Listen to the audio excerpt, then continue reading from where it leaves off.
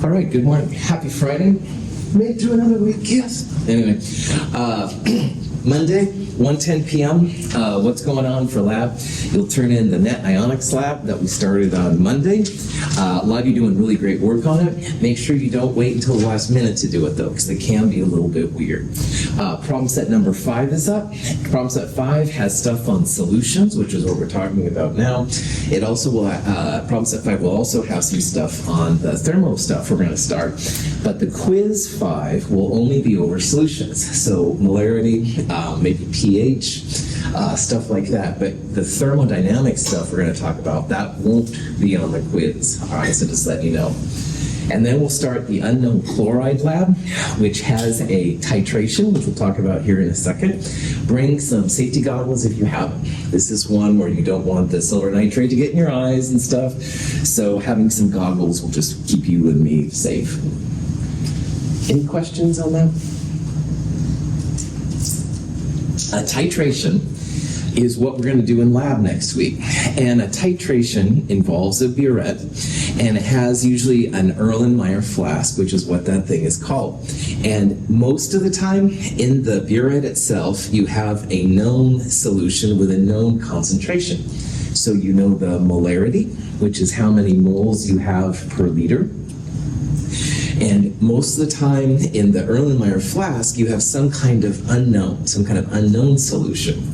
And through your understanding of how these things come together, you can figure out like how much unknown you have, or the concentration of stuff in solution.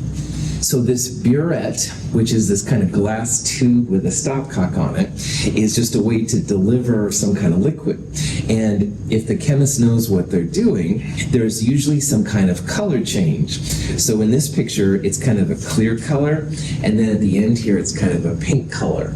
So if you get good at titrations, you can literally get to the point where one drop will make it go from clear to pink. That's going to be an important part. That's where the two chemicals are equal. And if you know how to do this, it's really a cool tool. And here at Mount Hood, where we don't always have all the money we want and stuff like that, I feel we can compete with MIT and Berkeley and those kind of places in a titration, all right? Because you just need a good burette. You can read it to 1/100th of a milliliter, 0.01. So that means you can usually get out 4 sig figs from it, which is great. So this is something that we're really proud of. You can see here there's like a ring stand. We've used those before.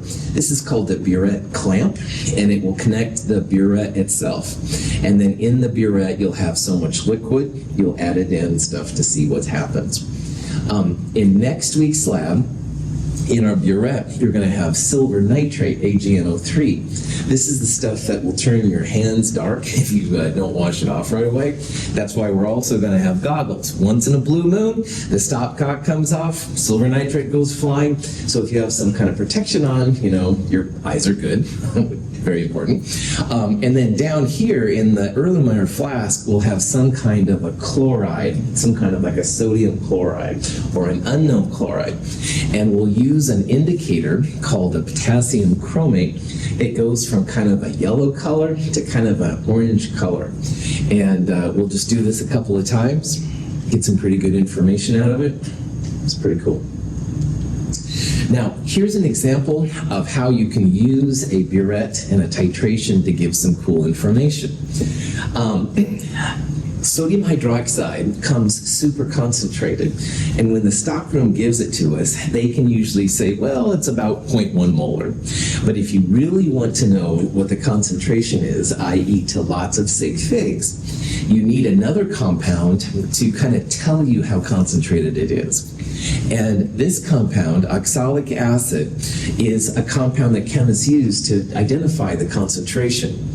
So in this problem, we're using this oxalic acid, this many grams of it, to figure out how concentrated our sodium hydroxide is. What's the molarity of the sodium hydroxide? And when you place this in water, it dissolves pretty well, and it needs 35.62 milliliters of sodium hydroxide. And we can use this information to calculate the concentration or the molarity. Most of the time those names are synonymous with each other. We're going to find the concentration of the sodium hydroxide. Now, one twist, if you look down here at the balanced reaction, 2 sodium hydroxides are needed to react with 1 oxalic acid. Remember how the acidic hydrogens are listed first? This one has 2 acidic hydrogens, so you need 2 sodium hydroxides to react with the acid. But like all acid and base reactions, water is a product, and you have some kind of salt. In this case, the sodium and the oxalate comes together to make sodium oxalate. Any questions so far? Okay, so in a problem like this, the balanced reaction is always mole-based. So you've got to turn things into moles. So grams of oxalic acid we can turn into moles. Oxalic acid is 90.04 grams per mole. So that tells us how many moles of oxalic acid we have. And then, based on the balanced equation, as we talked about, 2 moles of sodium hydroxide are needed per 1 mole of oxalic acid. So if you multiply the moles of oxalic acid by 2, that'll give you how many moles of sodium hydroxide were needed to react with the acid.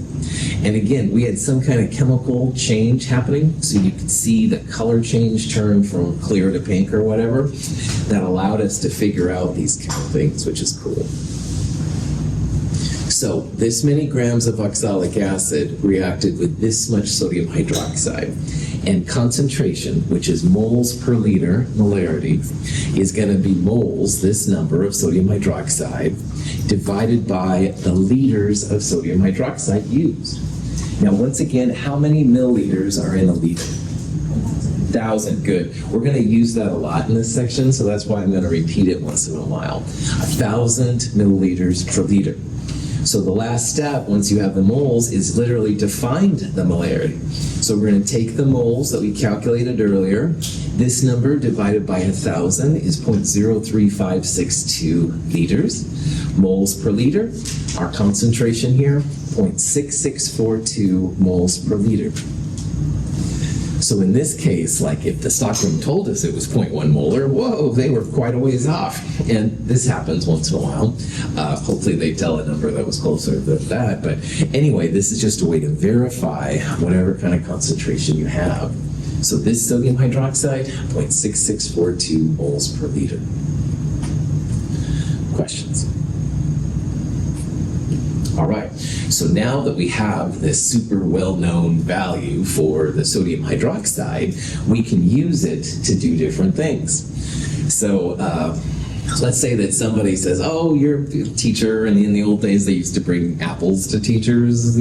Don't do it for me, but anyway, this is what sometimes they did. So someone brings me an apple, but instead of just eating it, I'm like, apples, like most foods we eat and things we drink, by the way, too, are actually slightly acidic.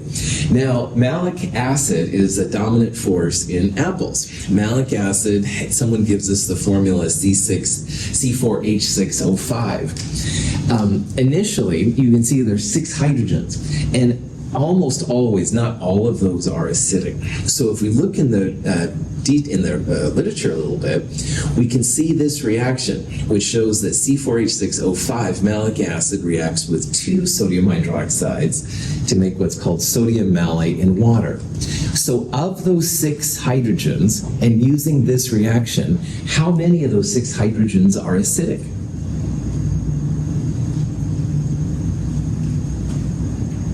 How many sodium hydroxides did we need? 2. 1 sodium hydroxide reacts with 1 acidic hydrogen. So because in this one, it took 2 sodium hydroxides, that means that 2 of the 6 hydrogens in there are acidic. You can see in the product right here, there's like 4 hydrogens left. So those hydrogens apparently are connected to carbon and not very exciting. But 2 of them did react with sodium hydroxide. They call malic acid a diprotic acid, which means that 2 of the H's are acidic, but the other 4 are not going to be acidic. All right. Well, anyway, we've got our 0.6642 moles per liter sodium hydroxide that we titrated earlier with the oxalic acid. And if we take 76.80 grams of the apple and we mash it up really good and we titrate it, it takes 34.56 milliliters of that sodium hydroxide to reach the color change. We can use this information to calculate the weight percent of malic acid in the apple. All right, so of this 76.80 grams, most of it's not acidic. All right, and of the amount that's there, we want to know how much of it is the actual malic acid, and we'll use this information. So like in the percent chlorate, potassium chlorate lab, we're going to have grams of sample in the bottom and grams of the good stuff on the top. It's going to be grams of malic acid, grams of this thing right here. And using the sodium hydroxide, we'll be able to figure that out. So bear with me here. Let's figure out how this works. But important to remember, big M, molarity, moles over liters. We have here so many milliliters, so we can turn milliliters to liters, multiplied by moles per liter, and that'll give us sodium hydroxide. And then on the balanced equation, 2 of those sodium hydroxides are going to react with 1 malic acid. So that's going to be kind of our path through the woods here we're going to take. Okay, so first thing, find the moles of sodium hydroxide. Big M, moles per liter. 1,000 milliliters per liter, so we'll turn 34.56 into 0.03456 milliliters to liters. And that comes out to be this number right here, the moles of sodium hydroxide. Now from the moles, we're going to take the 2 moles sodium hydroxide to 1 mole of malic acid ratio to find the moles of the acid. So if you do that, the moles we calculated earlier, 2 moles of NaOH per 1 mole of the malic acid, 1 mole of this thing, 0.01148 moles. Notice this is kind of like grams, moles, moles, grams, but this one's more like milliliters to moles to grams. So it's the same kind of thing, we're just using molarity and volume instead of moles and molar mass to find grams. So this is the moles of the malic acid. If you calculate the molar mass of C4H6O5, apparently it's 134.1 grams per mole. So you multiply that by the molar mass, you get 1.539. So of the 76.80 grams of the apple we put in, 1.539 grams were the acidic malic acid. So the percent will be the grams of the good stuff, the acid, divided by grams of the sample we use, 76.80, times 100%. Your apple is 2.004% malic acid. Almost all the foods we eat, the drinks we drink, almost all of them are acidic, all right? Not very acidic, but more acidic than not. Things that are basic tend to taste weird to us, all right? So it's very normal for a compound like an apple to have a little bit of acid in it. Any questions? Okay, so what we're going to do in lab next week is we're going to basically go through this kind of example. We're going to start with grams of sodium chloride, turn it into moles of sodium chloride. Instead of a 2-to-1 ratio, it's going to be 1-to-1. So the moles of sodium chloride will equal the moles of sodium nitrate. And like in the first example, we'll divide by the liters to find the concentration.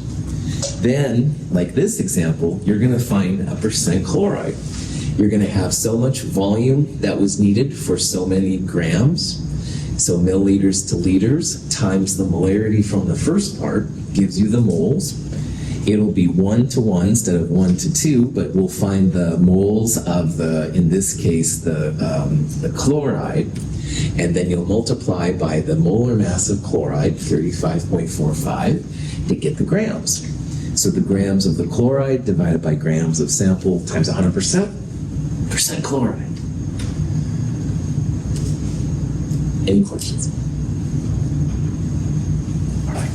So you can probably see that having an acid is an important part for chemistry. All right, acids and bases, which are kind of their opposites, are sources of a lot of energy when it comes to science. So because they're used so much, a scale has been developed to quickly tell if something is acidic or basic. And it's the pH scale. And you may have heard of it before. It's pretty chill.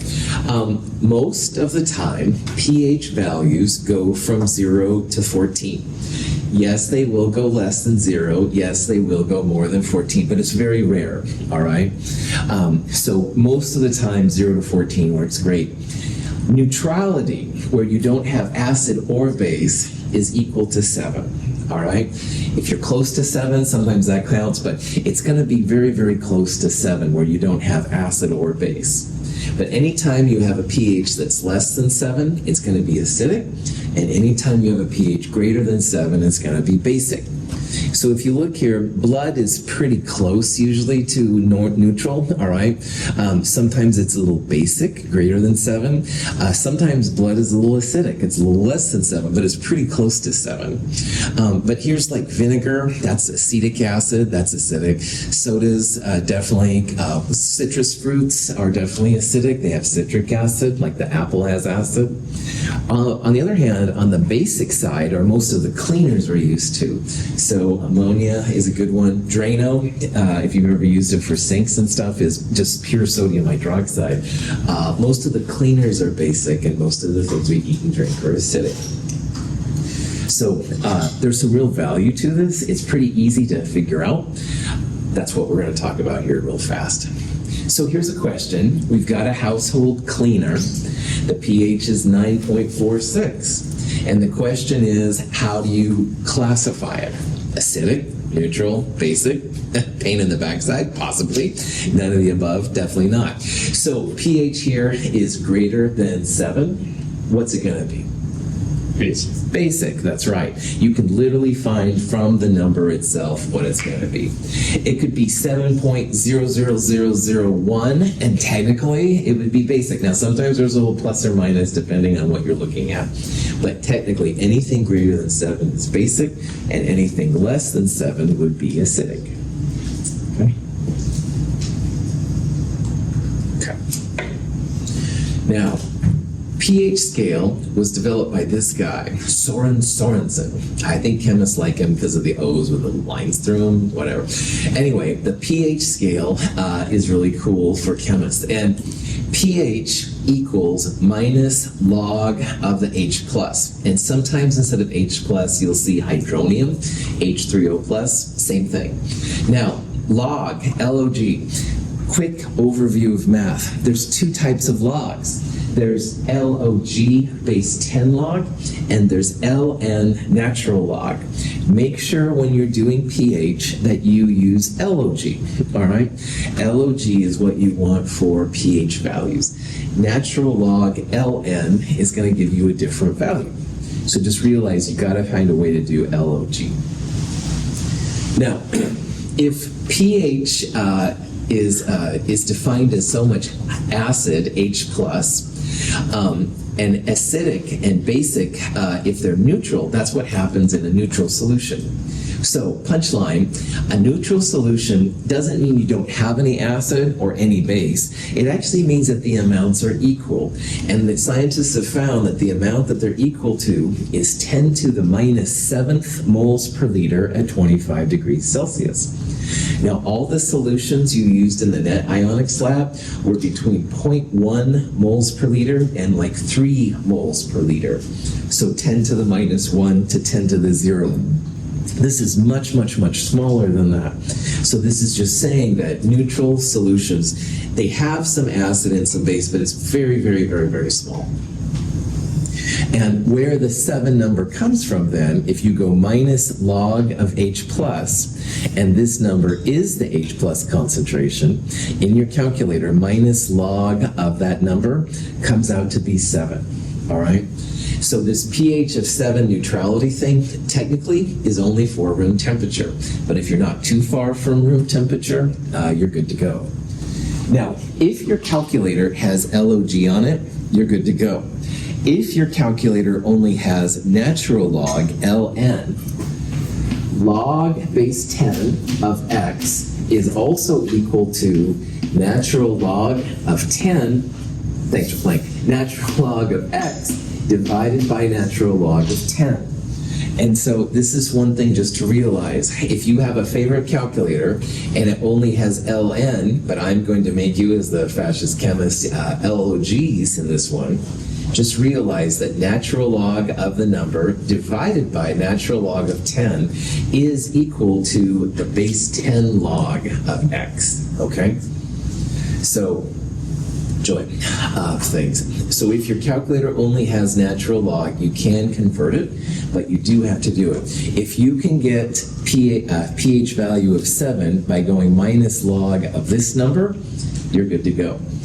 But again, you can do it with natural log too. You would just go minus natural log 1.0 times 10 to the minus 7 divided by natural log of 10, and you'll get the same number. I'm just the messenger. I didn't make the questions. Okay, so here's a question you might be asked.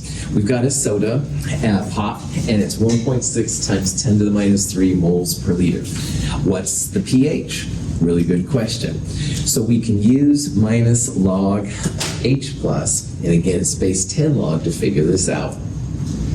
So minus base 10 log LOG of 1.6 times 10 to the minus 3 is what you put in your calculator. If you get that, it comes out to be 2.80. And this pH is less than 7, so that means that less than 7 is going to be acidic, all right? So you can quickly tell. So the reason why chemists like the pH scale is, you know, I've got a 1.6 times 10 to the minus 3 molar solution of a compound. It's hard to figure out if that number is acidic or basic off the top of your head. But if you hear a pH of 2.80, yeah, less than 7, going to be acidic. If it was greater than 7, it would be basic. So it's a nice way to tell quickly if something is acidic or basic without classifying it that way. If you have your calculators, you could try this problem. It says, what's the pH of a dilute nitric acid solution with a concentration of 0.030 moles per liter? Well, in this case, to find the pH, what you would do is you would go minus base 10 log 0.030. And if you have your calculator, you can do it. If you don't, it's not a big deal. Minus base 10 log of 0.030 comes out to be 1.52. So again, test yourself. Make sure you've got this mechanism good to go. It should be pretty chill, but in case it's not, let me know. Any questions on that? Sweet. This is an example of a pH meter. It's like a probe you can stick in a solution to see if something is acidic or not. Most pops, sodas, energy drinks, stuff like that are acidic. So this Diet Coke right here had a pH of 3.12. Woohoo! So 3.12 is less than 7. That means your drink is going to be acidic. Now, if the pH is less than 7, it's going to be acidic, all right, no problem. But when we start getting into problems, it might be nice to know how acidic, what's the concentration of the acid. Remember, anything in square brackets like that is moles per liter. So what we're trying to do is figure out how many moles per liter of the H plus there are in the Diet Coke. Well, no problem. 10 to the minus pH equals hydronium. Now, in the world of logarithms, if you want to get rid of base 10 log, LOG, 10 to the power of LOG cancels out. So in this problem, what the people did is they went 10 to the power of both sides. If you do it to one side, you have to do it to the other kind of thing. Well, 10 to the log, that cancels out, and you have just the H plus. But you still have 10 to the power of minus pH on the other side. So if you want to know the H plus from the pH, you don't even need to have the fancy log. You just go 10 little caret minus pH, all right? So in this problem, the pH was 3.12. We'll go 10 to the power of minus 3.12. So in your calculator, the H plus concentration comes out to be 7.6 times 10 to the minus 4 moles per liter. So this is how you go from pH back to H plus. You could then go minus base 10 log of this number to calculate 3.12 again. Any questions? All right. So that's it for this chapter. Let's get out of this chapter. Remember that the quiz for next week is only over solutions. All right, it's not going to have any of this stuff I'm going to start talking about right now. So for the quiz, start looking at polarity, types of reactions, stuff like that. But this section is kind of fascinating in my world. All right, this next section is called is a first introduction to what's called thermodynamics. Now that's a fancy, kind of snobby sounding name, but it just means basically the study of energy. At the very first part of Chem 221, I said how chemistry is about the study of mass transformations and energy. And we've talked about mass, talked about types of reactions, what the chemicals will do, solubility, blah, blah, blah. But we haven't talked about the energy part yet. And thermodynamics is the study of energy transfer in everything we do. Now, we're going to focus on the chemistry part. That's where the thermochemistry comes, the heat transfer of chemistry. But thermodynamics can also be like work, like what you do to make things move and stuff. It's a really cool field. This section has implications for our day-to-day life more than things we've seen so far. But if you've ever seen like fireworks and stuff like that, they're cool colors, lots of energy released. To understand how those work, we have to study thermodynamics to see what's happening.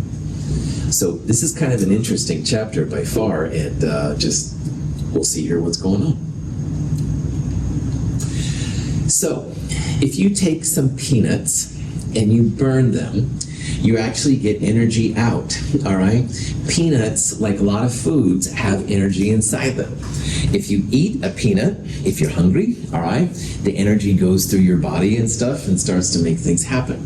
So you can boil water using burned peanuts like you can most foods, all right? There's energy inside the food. That's why we get hungry. That's why we eat them and stuff.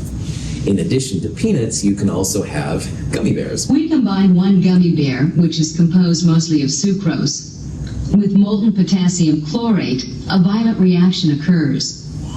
A surprising amount of energy is released by the reactants.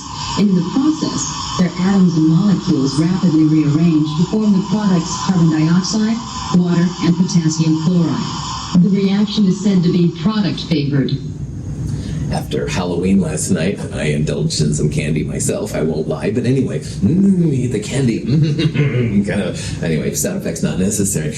All of these things have energy inside them, all right? What we just saw right there was the energy manifested, if you will, in our day-to-day world of a gummy bear. So if you ever had a gummy bear, or 2 or 3. Anyway, whatever. Sorry, I need to get off my sugar here. Anyway, that's the energy within a gummy bear. And all of the foods you eat and the things we drink have this inside of it.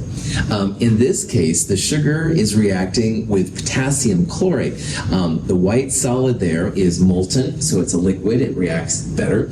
And it has this really intense reaction, so you can see the energy within the gummy bear that happens. This is the massive size gummy bear. The person runs away, which is probably a good idea. That's a lot of energy. I think the beaker probably broke out there. Anyway, thermodynamics is just curious about these transformations. Like, why does it create energy? How much energy comes out and stuff like that. So all of these terms are just about energy exchange, all right? The reactions we're going to look at mostly have a lot of energy that's given out. Foods, drinks, chemicals, stuff like that. But some reactions actually need energy to make them happen too. So we're going to look at all these things, talk about why some reactions happen, why don't some reactions don't happen, and we'll figure out ways to figure out how much energy is needed or given off in a particular reaction too. So, if you are big time into science, everybody wants to know, like, why do some reactions happen? Why do some reactions not happen? But the other thing that people think about, how fast does a reaction happen if it happens? Or how slow does a reaction take if it's going to happen? These are the kind of things that are, I think, really fundamental to not just chemistry, but all science in general. The first question, like what makes a reaction happen or what makes a reaction not happen, that's answered here by thermodynamics, the stuff we're going to talk about in this section. Thermodynamics, you can think about kind of a thumbs up or a thumbs down for a reaction. And if thermodynamics gives a reaction thumbs up, it's going to happen. If thermodynamics gives a reaction a thumbs down, not going to happen. And that's kind of definitive, by the way, too. We'll talk about that more later. However, some reactions get a thumbs up, but they take forever. So the speed of the reaction is also really important. You don't want to have to wait 5 years, all right, maybe until tonight. It's hard to say however your timeline is. Kinetics is the study of how fast reactions go, and that's another really important part. So in my world, my perspective, when you come down to all physical science, and a lot of the other sciences too, it's thermodynamics and kinetics. Thermodynamics, thumbs up if it's going to happen, thumbs down if it's not going to happen. But even if you get a thumbs up, you also have to think about how fast or slow the reaction is. That's kinetics. So we're going to start a discussion here. It's going to go on several terms about why reactions happen and why sometimes they don't. And if they do happen, why some of them are super fast and why some of them are super slow. Questions on that? Thermodynamics determines whether or not a reaction is possible. A reaction that is not thermodynamically favored will not occur to an appreciable extent. Sand is not thermodynamically favored to change into elemental silicon and oxygen, and if undisturbed, no reaction will occur.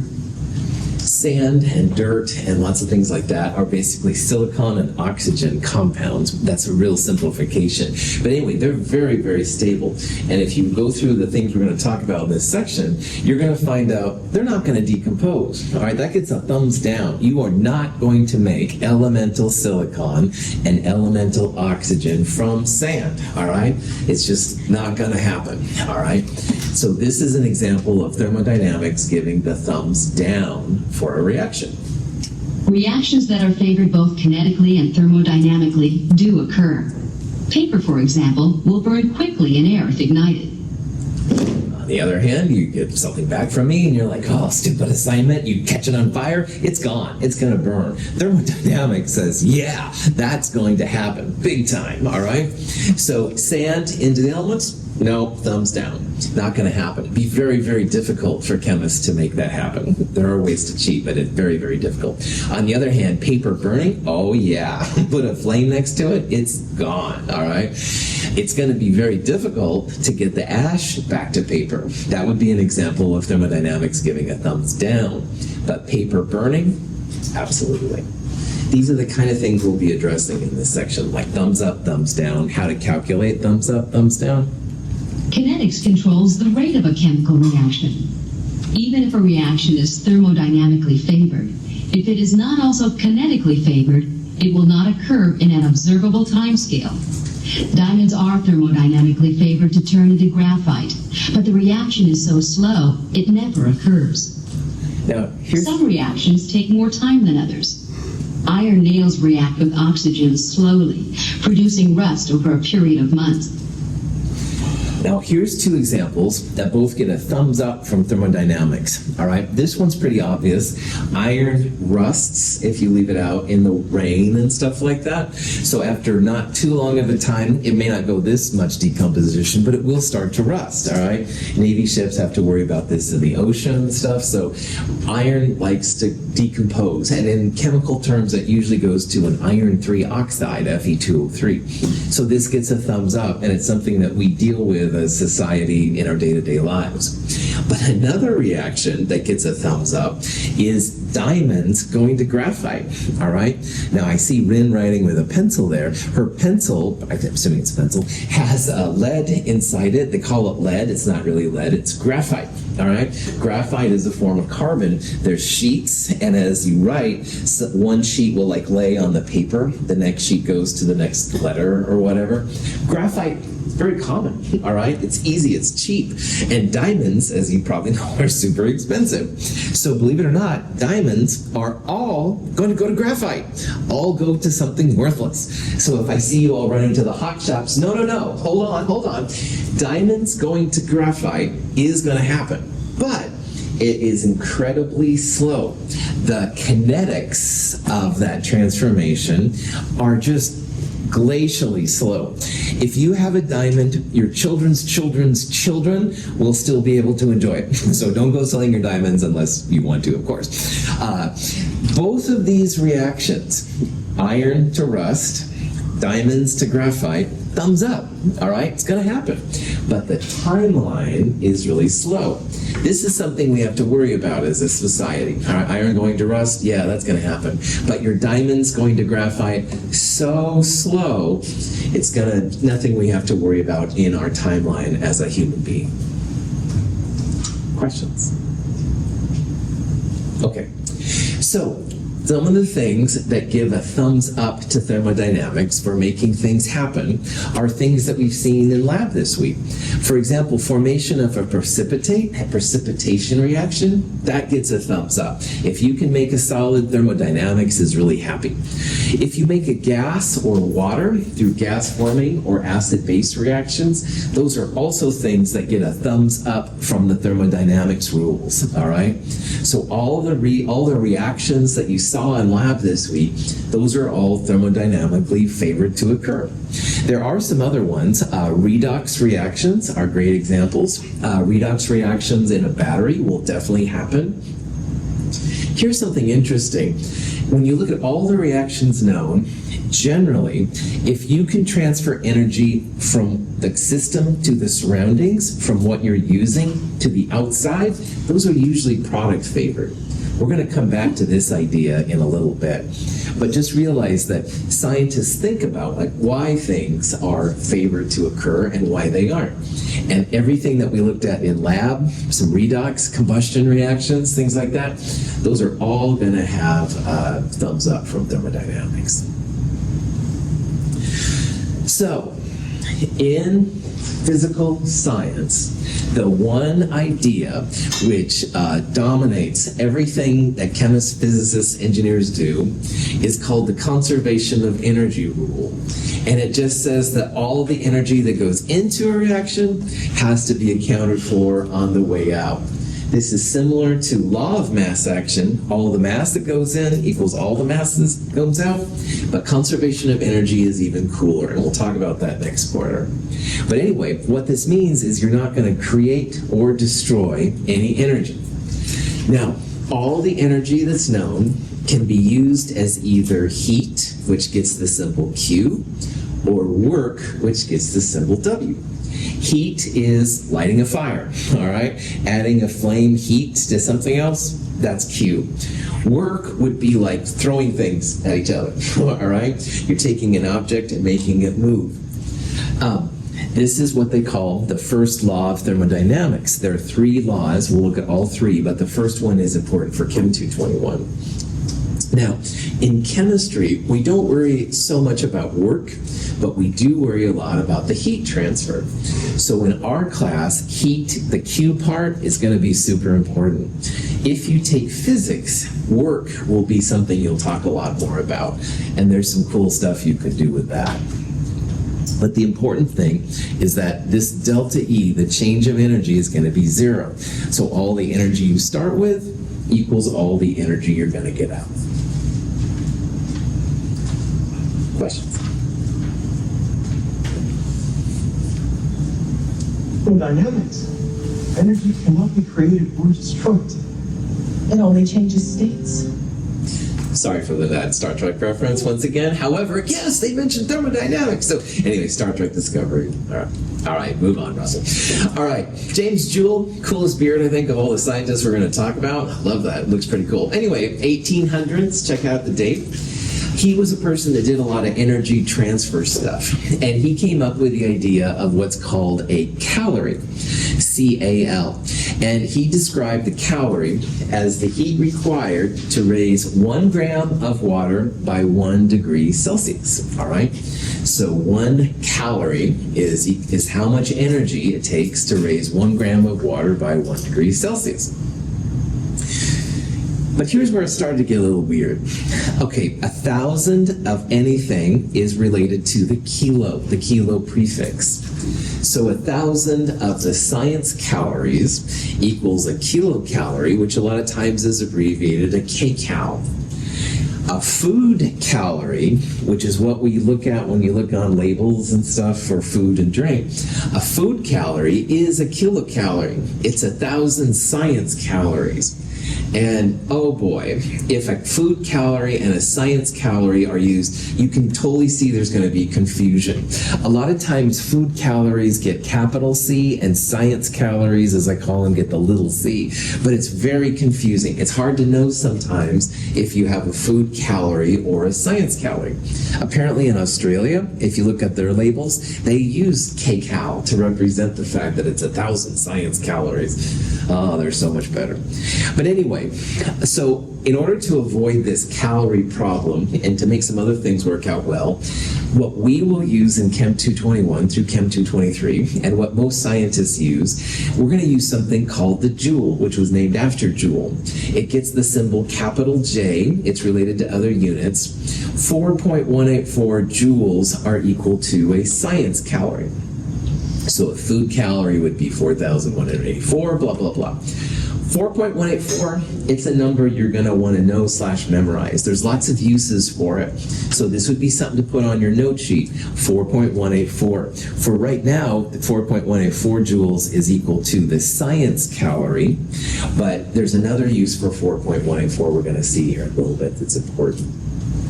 So if we talk about joules, or even calories, we are talking about how much heat is going into a system or how much heat is coming out of the system. It's a way to measure heat, just like centimeters and meters are for length. Joules, calories, this kind of stuff, a way to measure energy.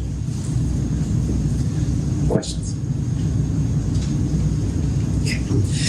2 types of energy can be studied, and is Joule's things applied. There's potential and kinetic energy.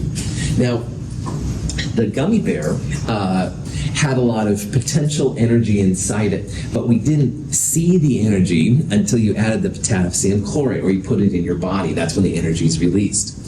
So imagine you are a bungee jumper, all right, but people that jump off and they've got this string thing that kind of bounces. I saw some people do this by Redmond. It was amazing. But anyway, I don't think I'd do it. But anyway, prop that back on.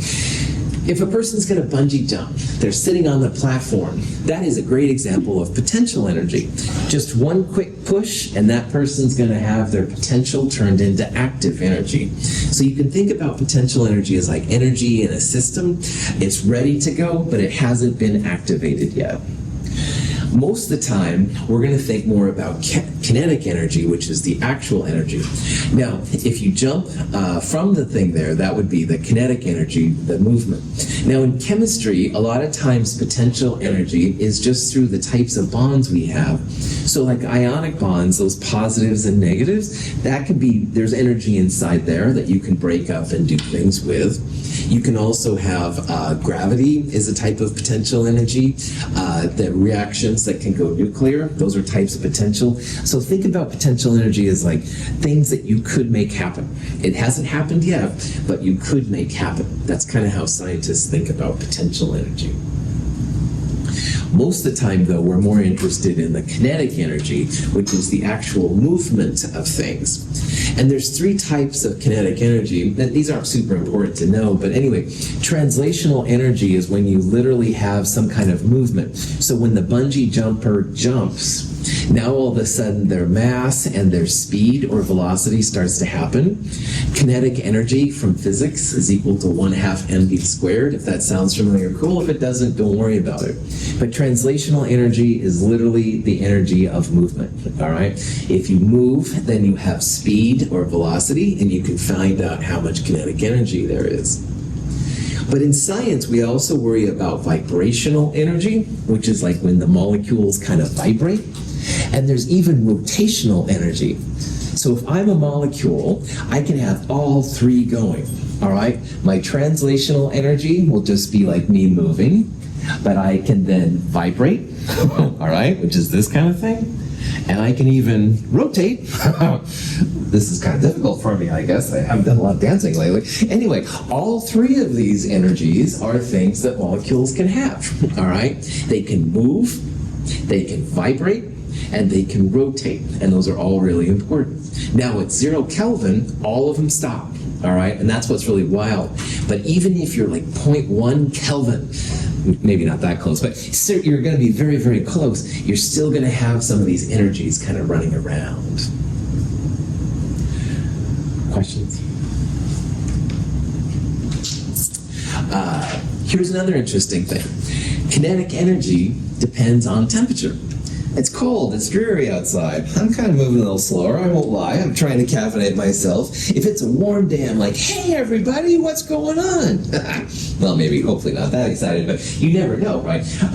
Kinetic energy and temperature have a relationship. The higher the temperature, the more kinetic energy. And we're going to use that here in a little bit to figure out different things. Any questions on this? Now, another concept which is really important when it comes to thermodynamics is the system and the surroundings. All right? The system is kind of what you're measuring. And in the last example with the gummy bear, the system would be the gummy bear itself, maybe the potassium chlorate liquid stuff around it. Those are the parts that are reacting. The surroundings is literally everything outside. And why that's important is that in the gummy bear reaction, that system, that gummy bear and that potassium chlorate, they were going crazy. And in the process, you could see a lot of energy was released. The surroundings were absorbing that energy released by the system. And so in this kind of stuff, it's good to think about the system, the chemicals that you're kind of studying, and also the effect on the surroundings, what's happening to the outside. Now, this is an example of hydrogen and oxygen making water, all right? And they will go crazy and make water, and a lot of energy comes off, like the gummy bear. So the system is releasing energy as water is being made. On the other hand, the energy then goes to the outside. This piston would move up and stuff, and in the process, So when we talk about system and surroundings, it's usually more the system that we'll talk about, but it's nice to think about the effect on everything outside the system as well. The heat will go in one direction, and it can go either way. But here's the important part. There are no examples known of cold things making hot things hotter, all right? Like the cold doesn't get colder and the hot doesn't get hotter. There are no examples of that. So in everywhere that's known, hot energy goes to cold things, cold thing gets warmer, and hot thing gets cooler. And that may sound like a silly thing, but it's important to define that. So heat always goes from hot to cold. It doesn't ever go from cold to hot. So, exothermic reactions mean that the system, the gummy bear, giving off energy to the surroundings, all right? Exothermic. You're getting energy off from some kind of real powerful reaction. Every time you eat something, You're having an exothermic reaction. The energy is going to your body. It's giving you energy to move around, stuff like that. Here's a chemical reaction. I think it's aluminum and bromine, but I'm not sure. A lot of energy given off, so all this heat thing comes off, all this steam. A lot of energy given inside there. But here's an interesting thing. Even though energy is being given off, we'll measure the surroundings, all right? And the surroundings will show an increase in temperature. And honestly, this is what we usually measure as scientists. So if you see an increase in temperature, you have an exothermic reaction. Energy is being given off by the system. So exothermic, increase in temperature, important. But sometimes you have endothermic reactions. If you let ice sit for a while, the ice begins to melt. The ice isn't doing anything. It's taking energy from the outside in. So in these cases, you have what's called an endothermic reaction. Energy is being absorbed from the surroundings and put into the system. Now, if you measure these kind of reactions, your temperature's thermometer is going to go down. So exothermic means energy is being given off. You'll see the temperature go up on your thermometer. On the other hand, if energy is being absorbed, then you'll see your thermometer temperature going down. Okay. So exo and endothermic, really important. Exothermic, energy is given off. Endothermic, energy is being absorbed. Questions? All right. Thank you for being here. We'll do more of this on Monday. Have a wonderful weekend.